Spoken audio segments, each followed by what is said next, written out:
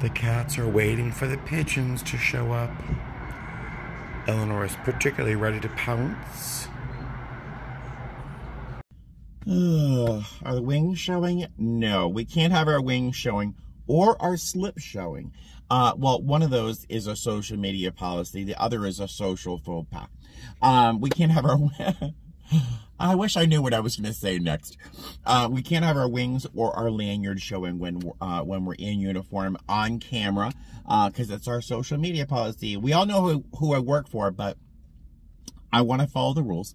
So hey there, hi there, ho there. It is 11 o'clock exactly. I don't have to be in the crew room until 12:15, but I wanted to get a parking spot. I got one. It's like a half mile from the airport.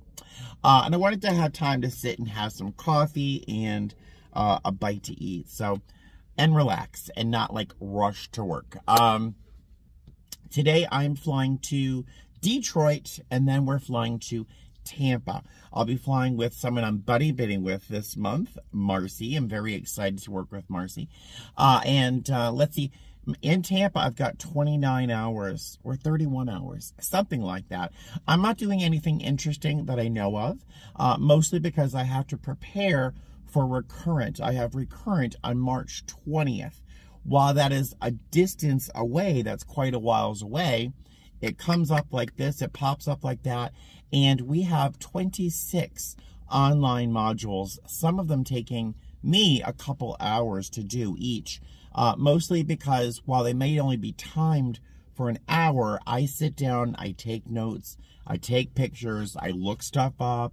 It might take me 2 hours to do a 45-minute long module. I torture myself, but I pass Recurrent every year. So I'm going to spend this layover preparing for Recurrent. I think I have a long Oakland layover in the near future, and I want to go into the city then, so I want to get as much work done. Blah, blah, blah, all this talking. Let me let you go. Since you know what I'm doing today, I'll tell you the rest as this trip progresses. All right, see you soon.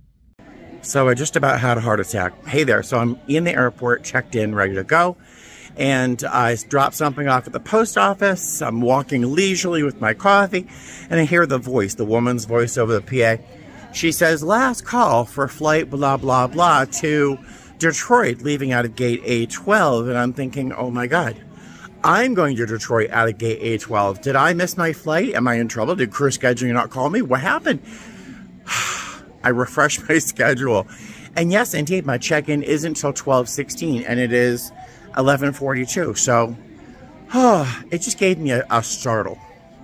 But otherwise, the day is starting off on a very nice note. I ran into 2 coworkers that I really, really, really love while coming into the airport. We had a nice little chat.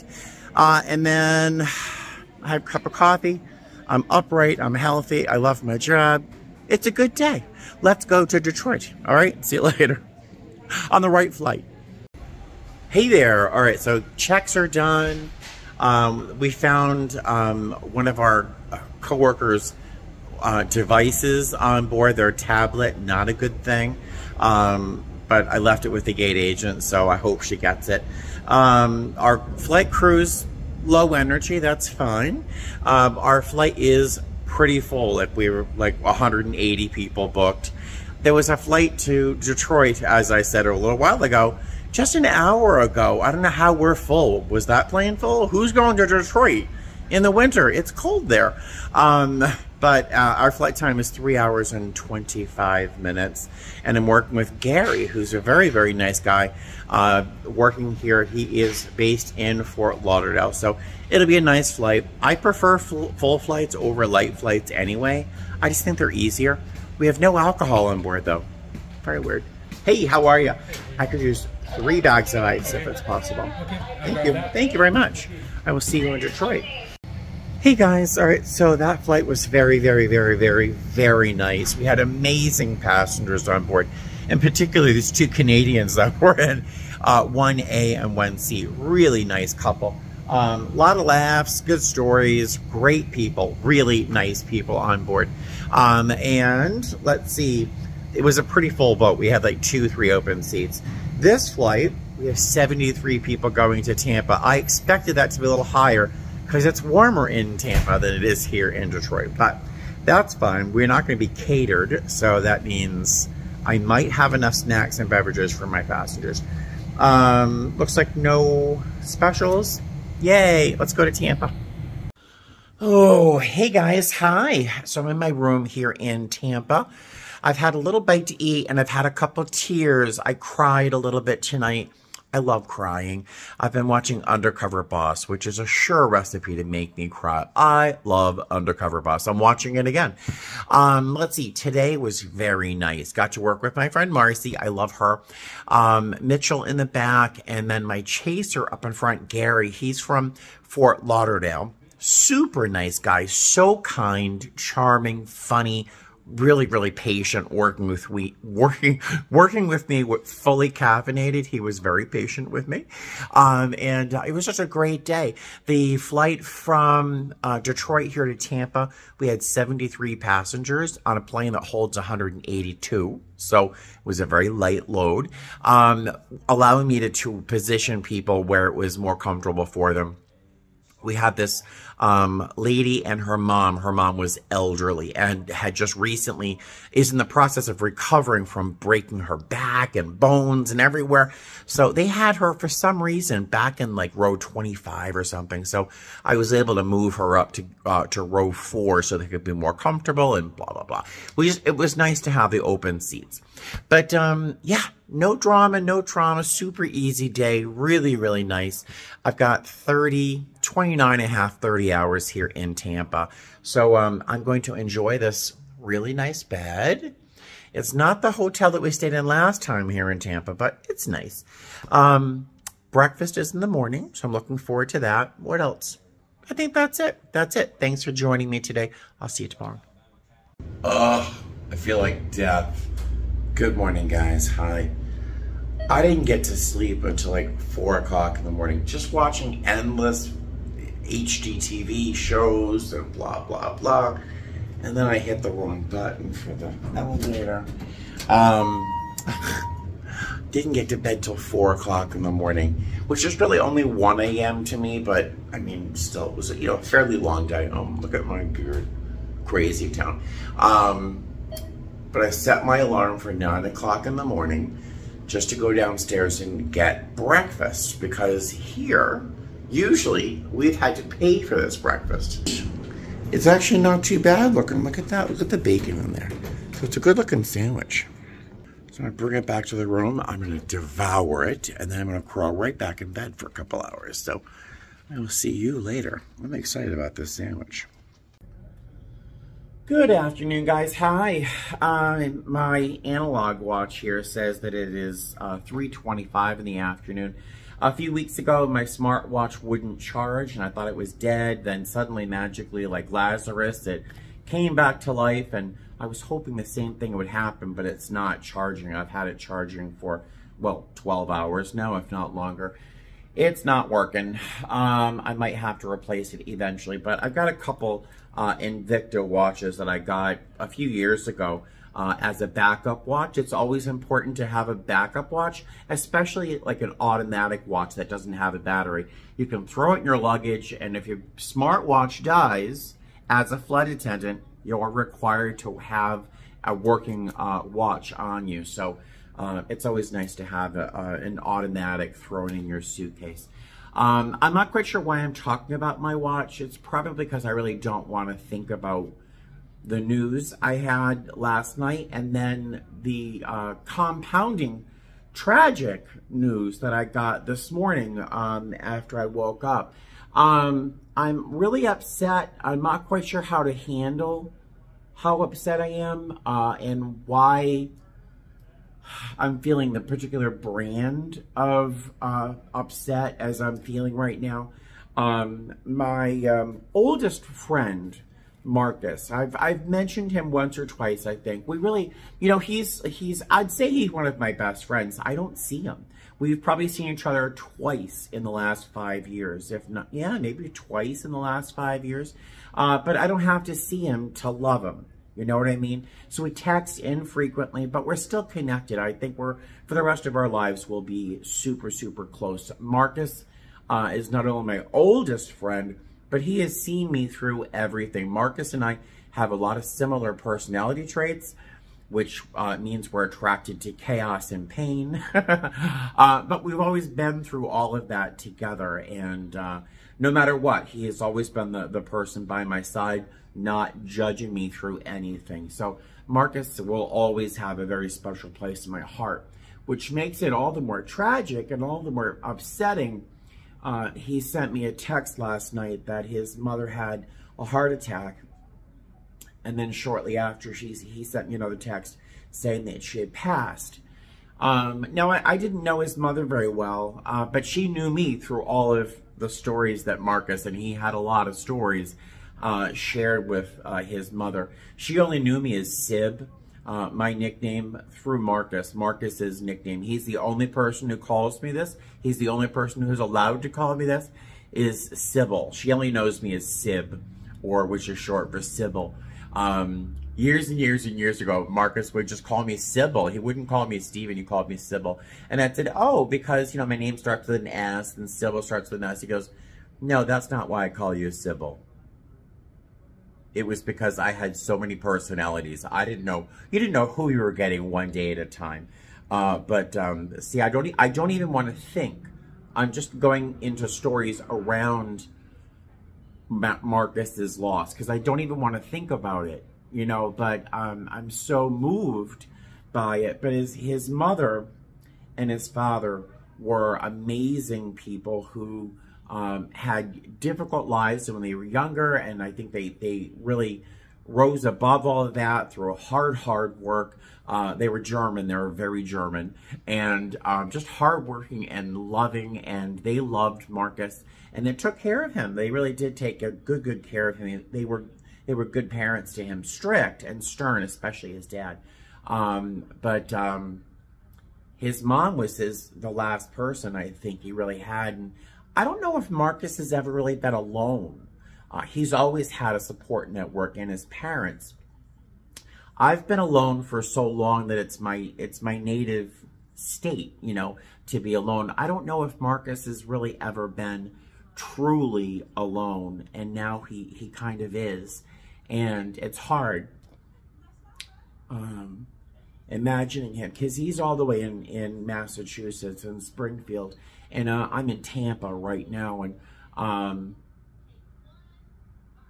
yeah, so I'm feeling lost for him, and I'm kind of upset about that, and I don't even know how to really process that. And so that was last night when I was coming back to the hotel. About midnight, I saw that text, and we texted back and forth a few times. I don't think he wants to talk on the phone. I don't think he would right now. He probably needs a little time and space, but he did say he just wish he weren't alone, and that to me is just crushing, you know.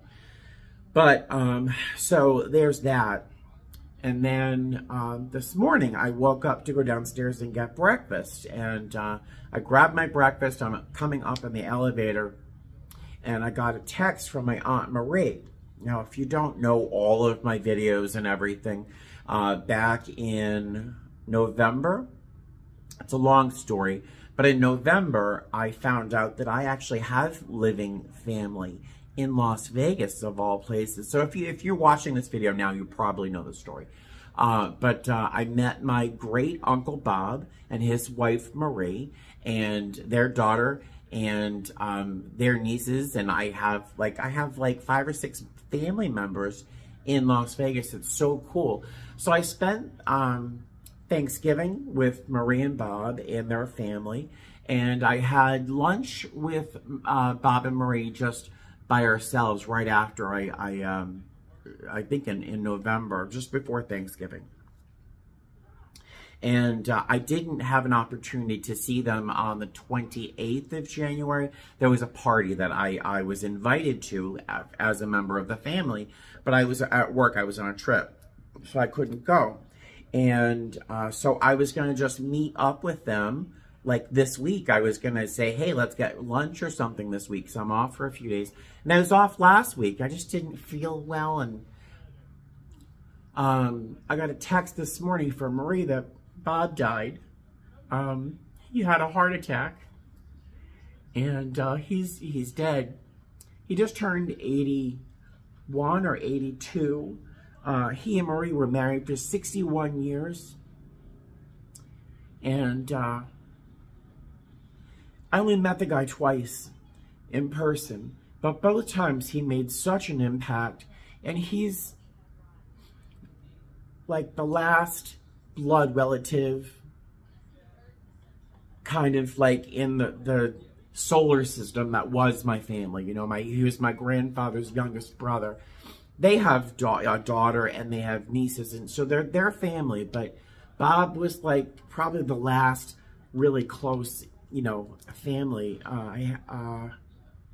alive, except for a couple cousins I really don't know very well. But I'm struck by the loss. I only met the guy a couple times, but you can hear me. I'm really trying to control my getting more and more upset, but you know, I do love to cry. I'm so blessed that I had the opportunity to sit down with Bob for a couple hours, just the two of us. It was he and I, him and me and him.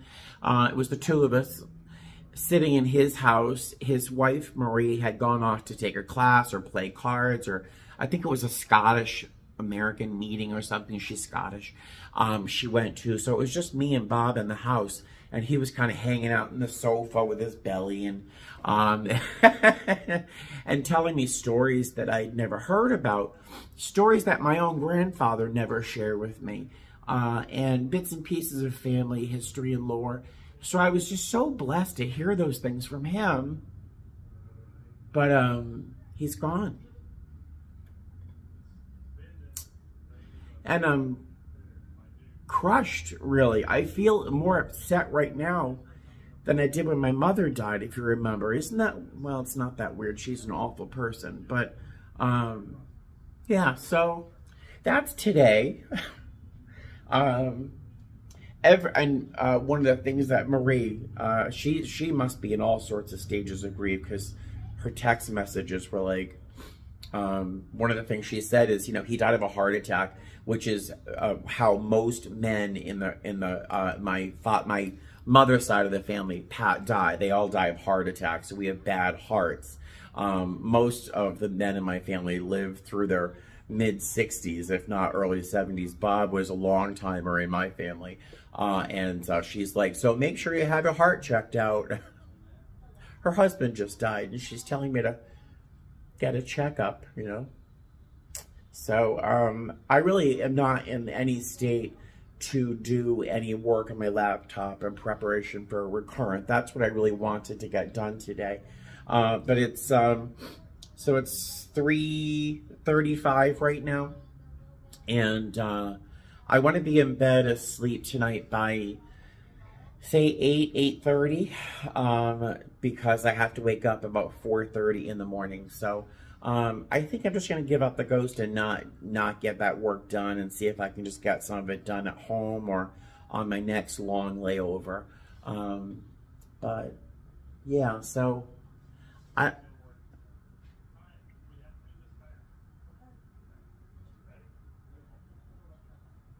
don't know how to handle these feelings or what to do with them, you know. Oh, that's strange. But it's not a productive video, so I'm going to let you go. I'm going to sit down and eat a bar of chocolate. I have a Hershey's bar in my lunch bag, and I'm going to sit and watch Hometown on HGTV. I have a crush on the husband. I just love him. Well, get through the day. I'd like to take a nap, but I don't want to oversleep because I won't sleep later. Blah, blah, blah, blah. I just keep talking. I just don't know how to process how I'm feeling right now.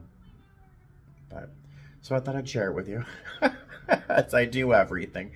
But I'm probably boring the pants off you. So I'll talk to you guys later on. See ya.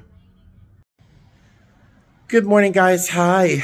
It is 5:15 in the morning. I'm just making sure I have all of my belongings before I leave for my shuttle in 15 minutes. There's something of a grab and go downstairs, which is a little breakfast kind of thing, a granola bar, or probably an apple, whatever, but that's fine. It's free. I got a little more information about my Uncle Bob. Apparently, he was at the hospital when he died. He was by himself. He had gone there because he wasn't feeling well. And so he had his heart attack there. I spoke with, texted my friend Marcus. I was probably right where he didn't want to talk in person. He's just very lonely and, you know, woke up in a sweat by himself, feeling lonely, and I'm just crushed for him. And then I get a text from my friend Melinda, someone I work with. Her husband, 47 years old, died of a heart attack last week.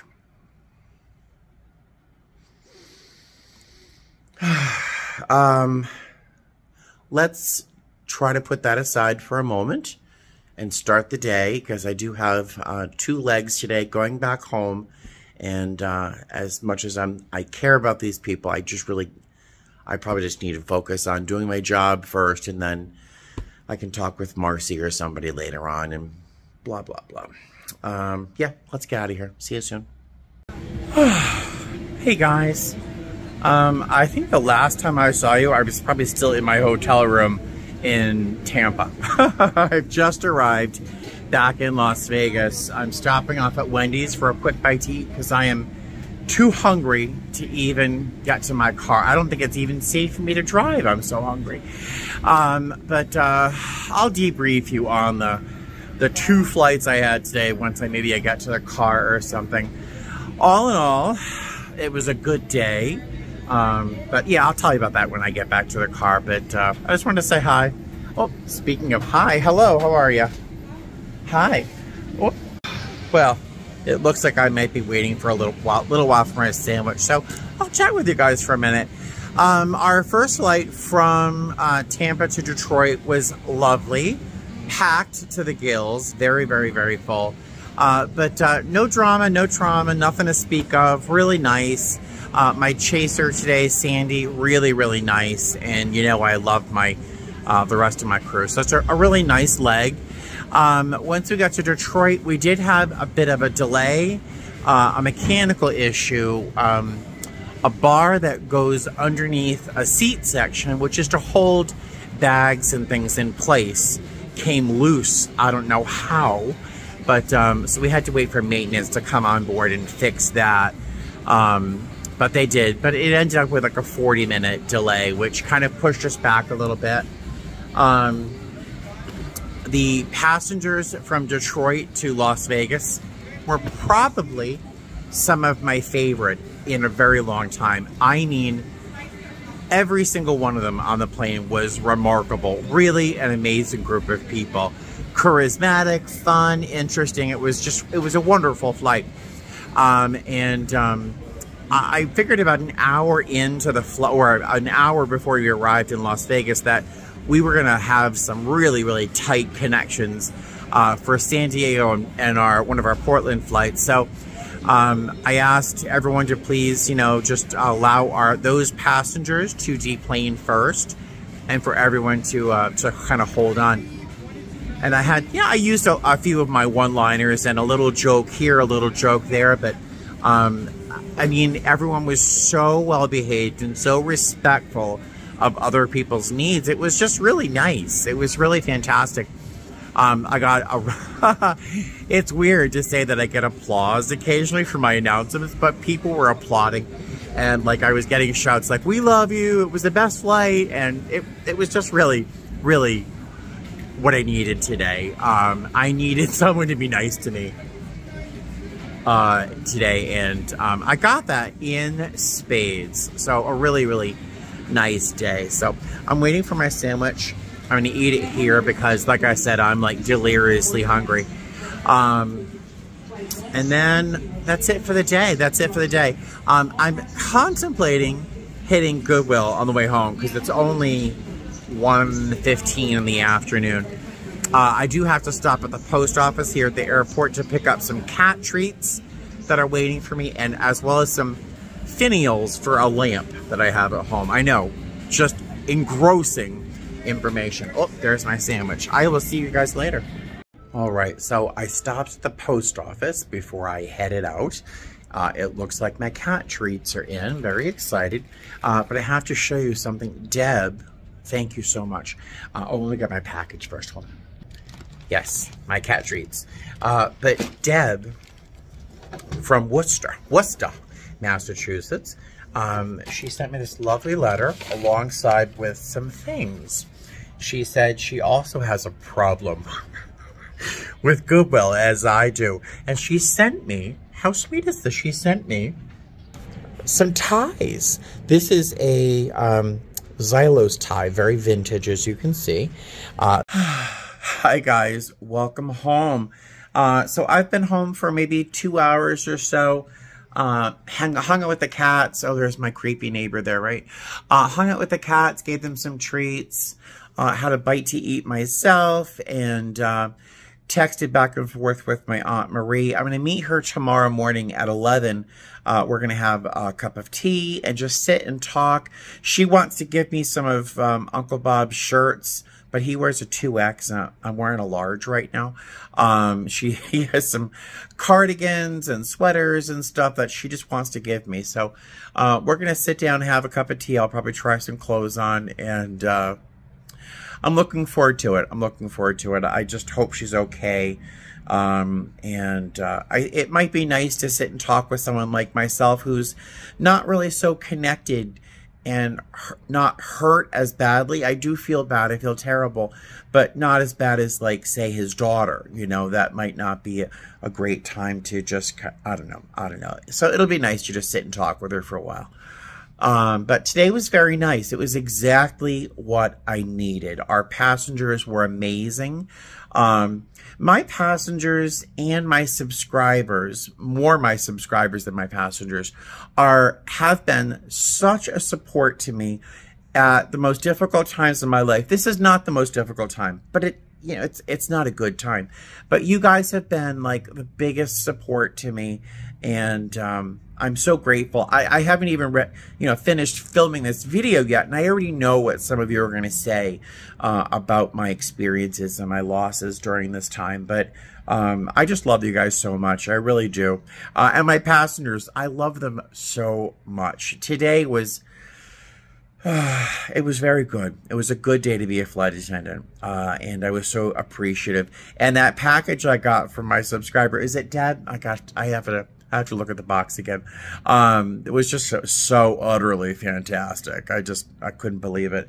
But yeah, it was a good day.